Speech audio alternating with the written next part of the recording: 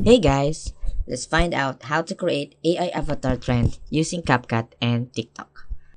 Just find an app that will edit your images into a cartoon or comic style image. And then open your TikTok account and search for the AI CapCut templates. And you will see many videos containing the templates from CapCut. Choose one video that fits your mood.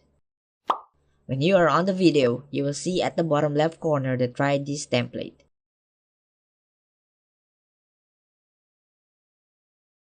Click that and use the template on CapCut.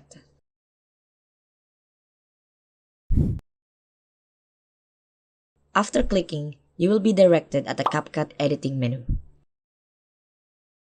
And choose 10 photos of your AI edited figures on your gallery. After a second, CapCut will make the video. And there you have it. You created your AI avatar trend on TikTok using CapCut. Export your file and upload it to your TikTok account. Thank you for watching and please do subscribe.